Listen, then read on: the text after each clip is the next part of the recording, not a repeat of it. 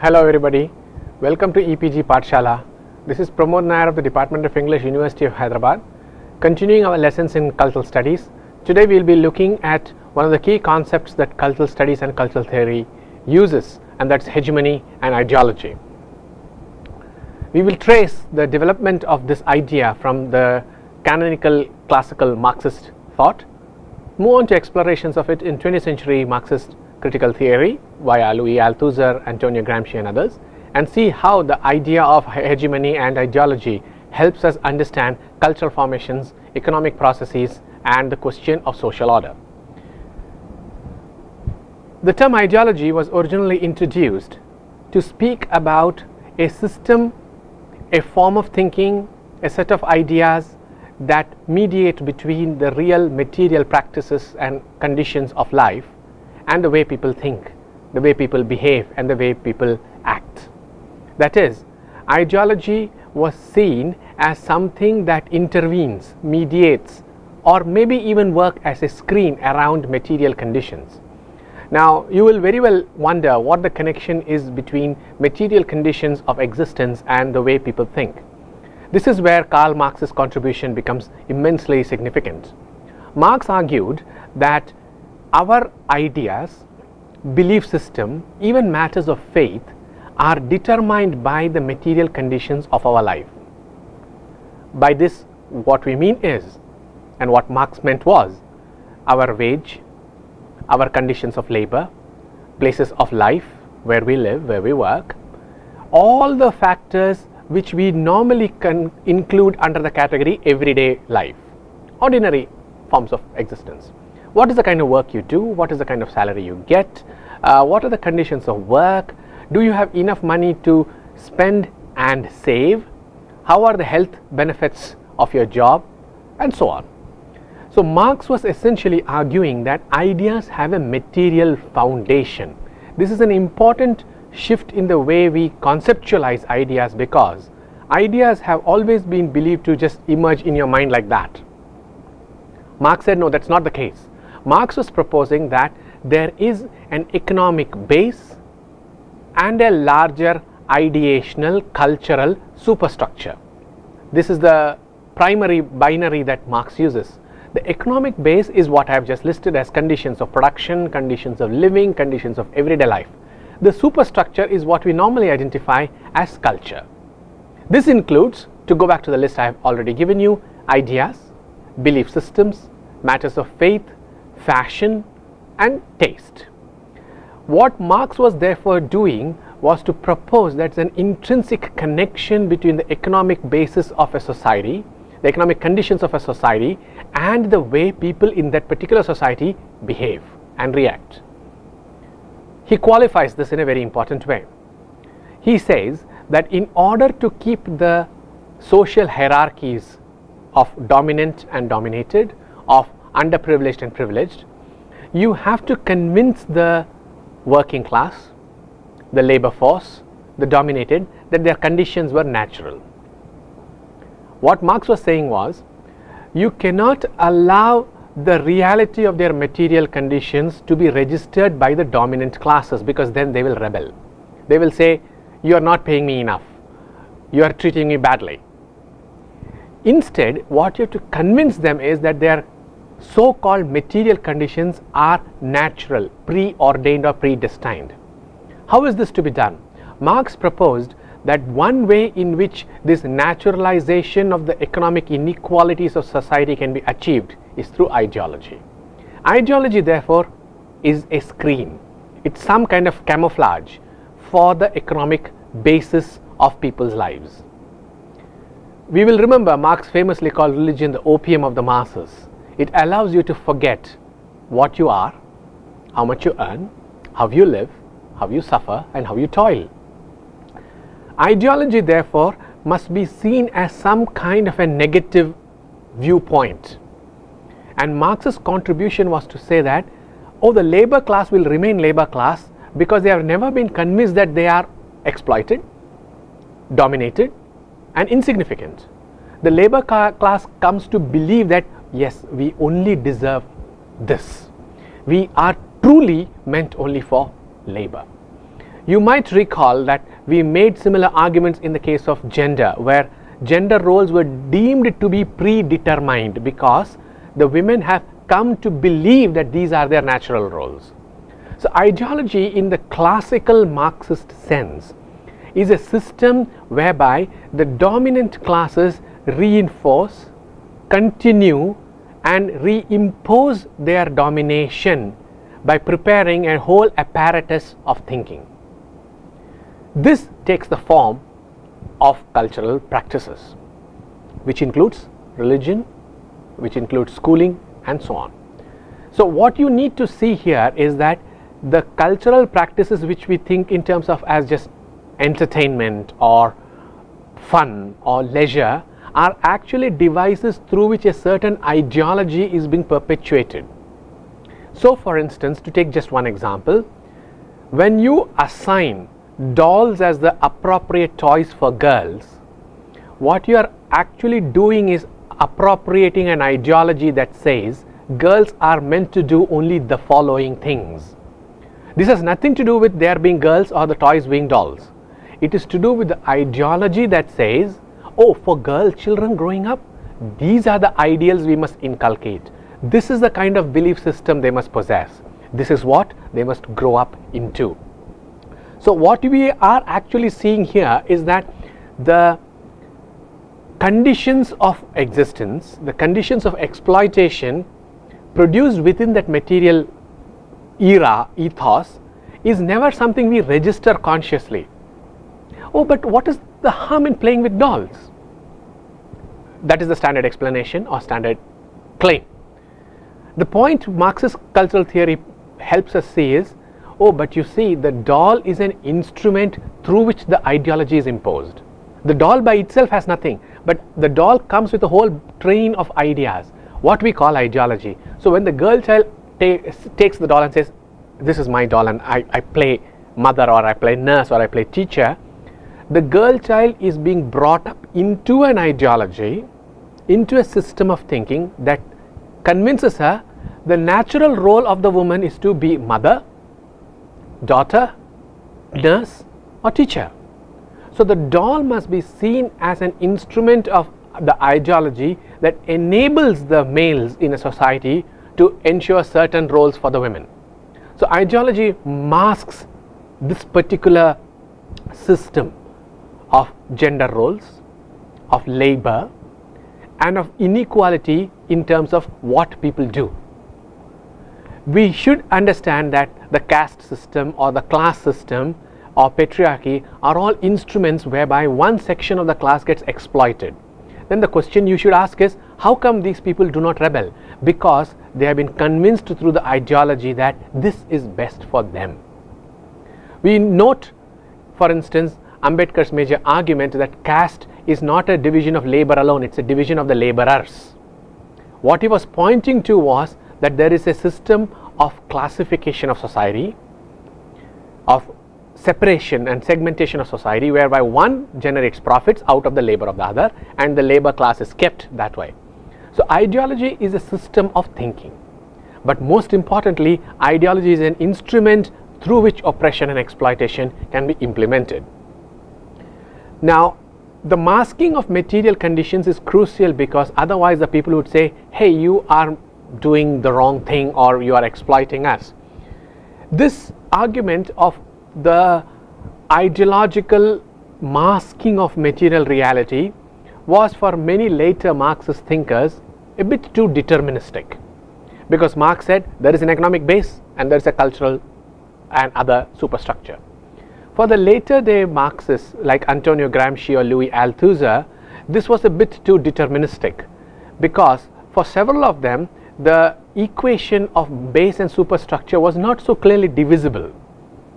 It was not so clearly, shall we say, separate realms. More importantly, the economic superstructure, the cultural superstructure over the economic base had its own complications, and for people like Gramsci, it was very difficult to accept that the people blindly followed any ideology. Gramsci said, there is no ideology that can be 100% effective People are free to resist, rebel, or abandon an ideology. More importantly, ideology can shift over a period of time. So the ideology that helped the agrarian farmer to retain his or her control is not the same as the ideology of the capitalist owner of a factory or the service providers in the MNC now. So essentially, Gramsci was proposing that we need to rethink the idea of ideology a little more carefully, and that the control over ideology is essentially slippery. You may have control for a period of time, but there is no way you can impose ideology in such guaranteed waterproof compartments over the dominated class. Effectively, what we are saying here is ideology cannot be total. Ideology has its fractures. The distinction here that Gramsci was trying to make was between the political sphere in a society and the civil sphere. The political sphere would be of the state and the state's equipment and apparatuses, which includes the law, the economic controlling authorities, policymakers, legislatures, and executives. But civil society consists of the church, that is religion, of the education system, which includes schools and colleges, and includes also things that we never think of as apparatuses of domination and ideology, like the family. What Gramsci was proposing, and what Louis Althusser would later build on, is ideology is not necessarily imposed by the political party or the state or the legal apparatus. The ideology that enables the control of one class by another class is not necessarily done with the gun, with the threat of imprisonment. There are other ways in which ideology is pushed into the society. This is what they called hegemony. Hegemony is ideology in effect, but hegemony has a qualification. Hegemony is not necessarily done through the state. Though the state's ideology does remain effective, it is channelized, shall we say, through other means. And Louis Althusser, the Marxist writing after the 1960s and 70s, had an important variant of this model. Althusser also believed in the very powerful role ideology plays, like Gramsci before him and like Karl Marx in the beginning. But Althusser had a very specific qualification. Althusser proposed that ideology percolates down, as in the social order, through two systems, what he called the apparatuses. The ideological state apparatuses consist of the military, the police, the legal system, the government, and its attached peripheral ancillary units. But what was important for Althusser was the other kind of ideological apparatus, which consisted of civil organizations, civil society. What do we mean by this? You will recall what I said about Gramsci saying that it's not so easy to implement ideology in a 100% effective waterproof way. What Althusser said was, for hegemony to be effective, it required an almost invisible system of transmission. It required a system of transmission whereby the hegemony of a set of ideas would never be seen as hegemonic. And his example was, education and the family are two modes through which the ideas of the dominant classes are sent downward, but they never appear as though they are being imposed. To go back to the point we began with, Marx believed that the dominant classes impose an ideology on the dominated classes. With Gramsci and more with Althusser, we come to the recognition that ideology is not imposed. Ideology has what is increasingly called a trickle-down effect. It percolates downwards. It moves down slowly in things as innocent as school textbooks, the scriptures we read, the lessons we are taught, the family values that are inculcated in us. In other words, what we are looking at is the process of domination is not necessarily a violent one. It is violence, yes, but it is not violence in the sense we understand it. For example, when the state wants to impose a rule or a law, it says either you follow the law or we throw you into prison. Either you implement this rule or we impose a fine. What Althusser and Gramsci pointed to was that that's not really the only way through which ideology is imposed. Gramsci used the words coercion and consent. Coercion is the holding of a threat above the people and said either you do this or else. But consent is the most effective method through which ideology can be passed on, because we agree that this is best for us. So to take an example, the example I have already given to you, the girl child who is told, here, play with this doll. Why should I play with the doll?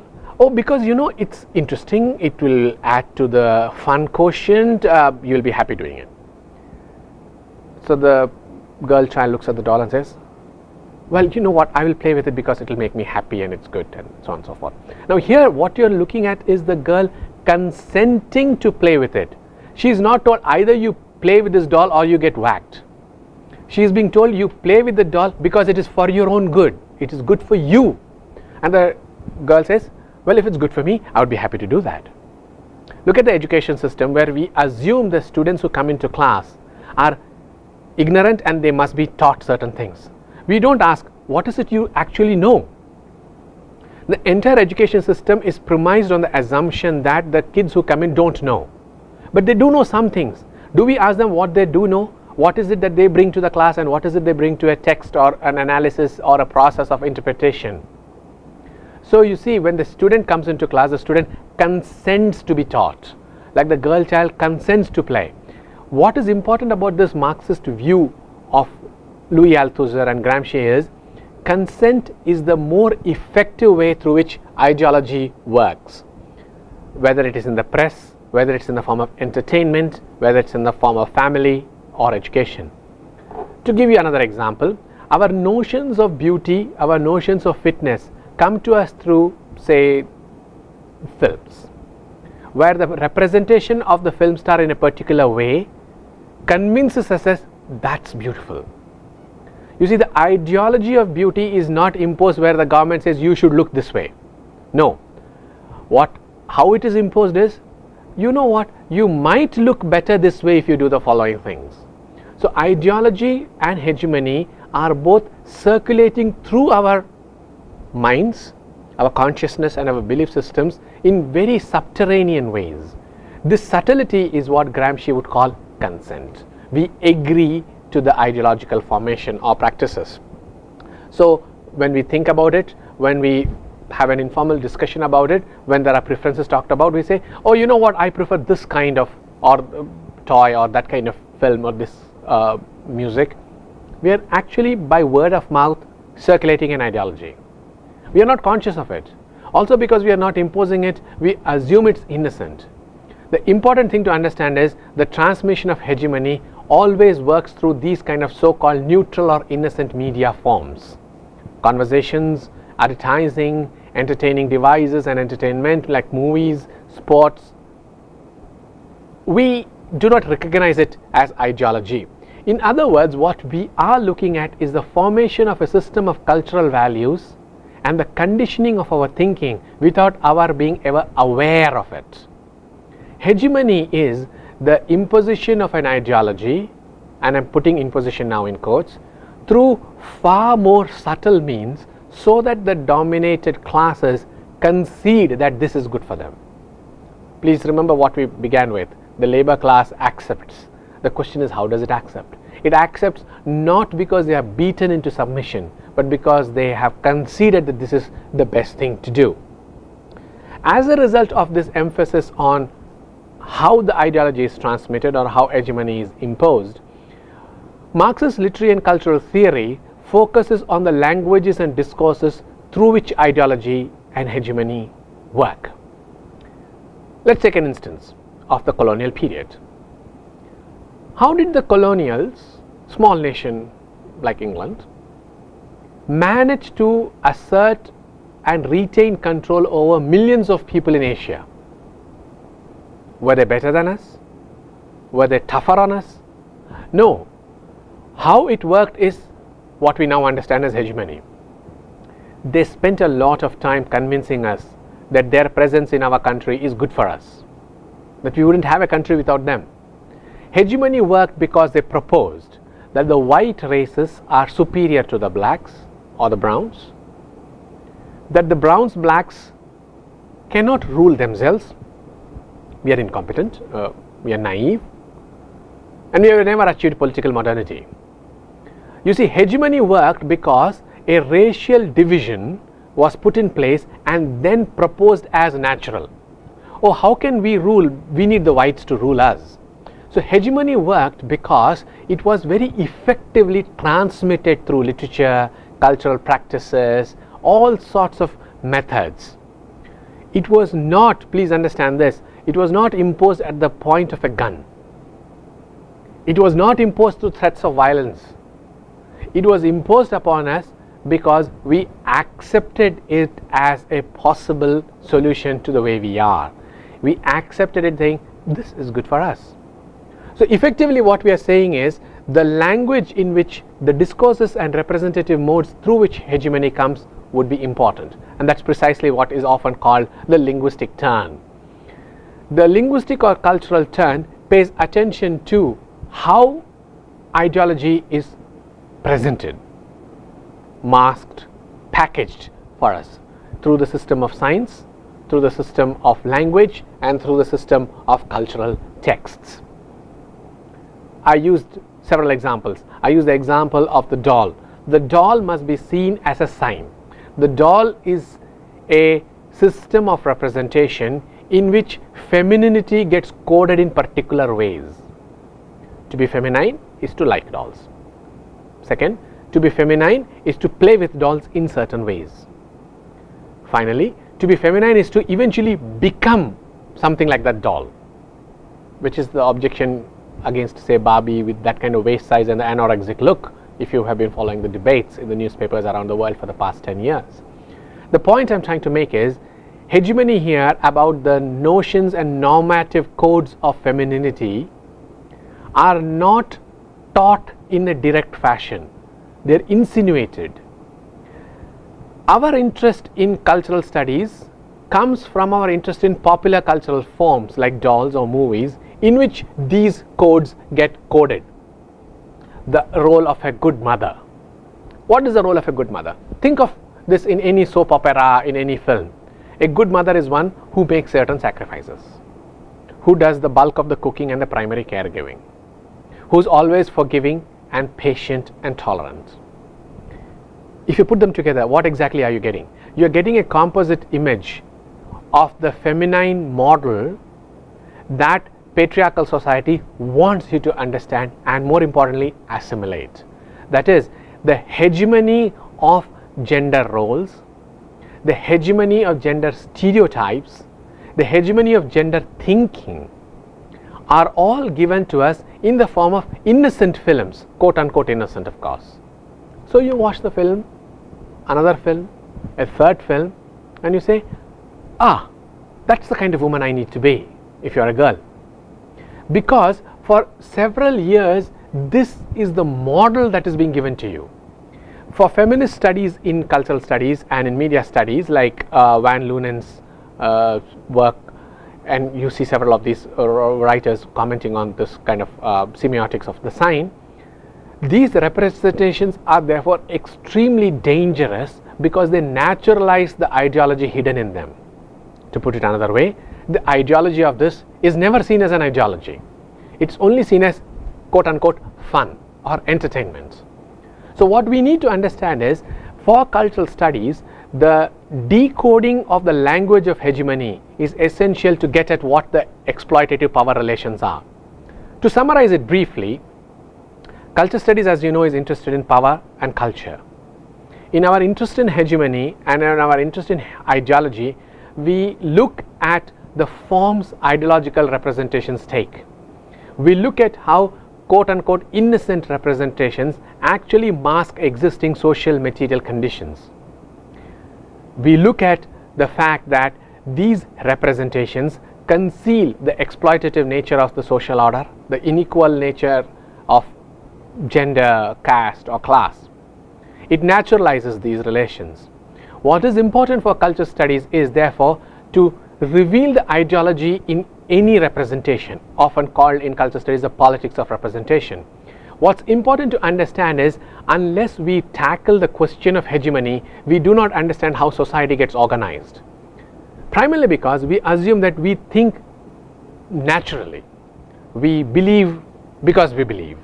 But no, we need to understand that belief systems like thought processes are inculcated in us through a very elaborate process. The ideological apparatuses of the family, the textbook, the game, the entertainment are methods through which hegemony is internalized. And when we have internalized it, we end up perpetuating them. We end up playing the roles that the dominant classes and the unequal social systems expect us to play. Thank you.